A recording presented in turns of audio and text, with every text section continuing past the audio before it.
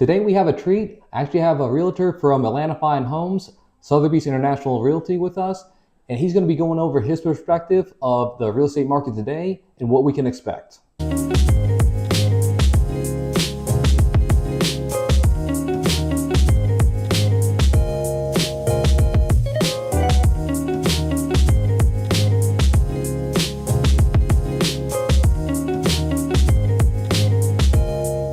Hey James, can you tell me a little bit about yourself and your background?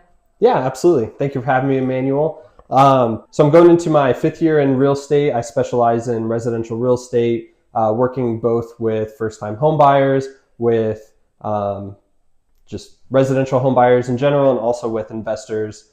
So I have a pretty wide range of experience that I can bring to the table. Awesome.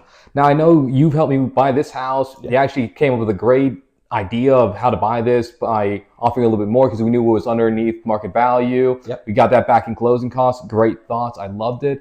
But with all your experience, what do you think about the current market with the interest rates and just kind of how the pricing's working right now? Yeah, great question. So honestly, despite what all the media is saying, I think right now we're in a really great market. After COVID happened, things were crazy. It was a seller-controlled market. Prices were skyrocketing. Buyers were sacrificing everything just to get into a house if they could get in. I think right now that's changed. It's more of a buyer's market, more of a steady market. So the tables are kind of right in the middle where, buyers have some power. The sellers can still get the price they want. But as far as the overall state of the market, especially here in Atlanta, we still have a lack of inventory right now. Prices are evening out. They're not shooting up like they used to, but I don't foresee us being in an issue. We talk about 2007 and 2008 when we did have that big crash. That was due to way too much inventory and things were just sitting on the market. Whereas now, things are still moving quickly. We're still looking at 45 days as the average day on market for a single family home. And again, prices are slowly rising, but not in a way that's unhealthy. No, that makes complete sense. Now, with that, I think I talked about this previously on another video where I know previously in one of the videos I talked about, I thought about all the different ways. How can another real estate crash happen? And really, it doesn't seem like a whole lot could happen because we just don't have the supply that we really need. I think we're behind on millions of homes that we need supply, and it's not something that you can just snap your fingers and automatically have these homes come onto market. So I think that's going to drive the housing prices to stay pretty steady. Even if they dip a little bit, there's not going to be a crash into that. You're seeing that right now? Yeah, and I think a big part of that is, what increases inventory is new construction, right? Mm-hmm. You need someone to go out and build a house to add to that inventory. So after COVID, all the prices of commodities went up, drywall, concrete, everything was skyrocketing, wood. And when that happened, all of your new construction builders, your big box builders, they took a step back. So when they would buy a project, instead of pushing out all 150 houses in that subdivision at one time, because of the commodities and they were fluctuating all the time, they said, you know what, let's just do 10 houses at a time. So that slows the process down, but it was also more reliable for the builders to make sure that they're getting their return. And then the second thing too that happened was, 2 years ago, we had 2% interest rates. So you have this big pool of people that got locked in at 2.5%, 3%. And now if, when they hit that 7 to 10 year mark of when they, life change happens, they need a new place, they want bigger, they want smaller. They're not really ready to sacrifice that low interest rate to go buy a new house until it's absolutely necessary. Yeah, I've heard of the lock-in effect happening, and I've heard it to be dubbed that. If you have a 2% loan or a 3% loan, you're not going to leave that to get a 7% loan. It just absolutely demolishes you on your payment for your monthly payment. So with that, have you seen an uptick in people getting assumable loans or buying houses that they can assume that interest rates that's low and get that benefit? You're seeing a little bit more of it, but the problem with an assumable loan is the person assuming the loan has to either A, get a second loan to cover the equity that's already in the house, because they're only assuming the remainder of that loan. So whatever's left, so let's say the homeowner only has 300,000 left on their loan on a $600,000 house, they're going to have to either get a second loan for that other $300,000, or they're going to have to come to the table with that because they're assuming only $300,000. Yeah, and especially when you think about back when the pandemic hit and all these interest rates were super low, all of a sudden you had things that were, like you said, 300,000, jump into that 600,000 mark seems like it's craziness, but that actually happened on a lot of houses. So you can see that huge gap living there. So yes, you can assume those low interest rate loans, but what are you going to do on the back end? And even what kind of loan would you even get for that? Just a second home mortgage, or how would that work out? Yeah, you'd have to work with, I mean, it's a very unique loan. You'd have to work with a lender that's willing to basically work with a second party, because here's the issue. When you get a loan, the bank is basically holding the deed to your house as collateral. So if you get a second loan, how are they going to split that deed? You know, they have to be able to come to the table and figure out who holds the deed. And if, you know, there's a foreclosure, they have to have, you know, a path of, you know, who gets what. So it's really dirty. The best part would be to get whoever that current lender that you're assuming the loan from would to get a second loan from that same lender, and then that could work. But it gets really tricky, and that's why assumables aren't this huge thing right now. Yeah, and I've heard that referred to as like first position being the bank, and then second position, and the farther away from that, the less likely you are to get paid back. So the higher the interest rate is. And like for your example, if it's $300,000 first position for that 3%, great. But if you're looking at, even if it's 600,000 at 7%, now someone's taking second position, they add in a couple more percentage points onto that. That gets to be a lot of money. I can see that being hard to do an assumable mortgage. Yeah, if a bank will even do that. A lot of them, they'll just stay clear. Yeah. They want to go for the easy ones. They don't want to try to tie up, you know, their money on something that they're second, third place in. Oh, makes sense.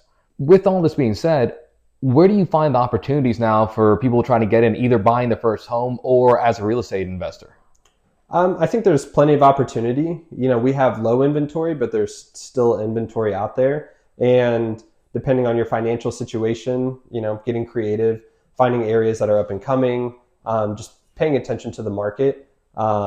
Yeah, the up and coming area might not be the nicest place right now, but you know, if you start seeing, you know, new restaurants and new shops and things being built in the area, you can kind of predict if that area is going to have a boom, and you can get in early where you're going to get it at a better price. So paying attention to your areas and knowing what's going on, that's important. And I mean, the same goes for investments, you know, just finding good opportunities. Also having good connections with realtors, with, you know, other people that are involved in real estate, because if you can find something off market where you're not competing with everyone else, once it's listed, you can also find really good deals. Yeah, absolutely. I mean, you're living into the market.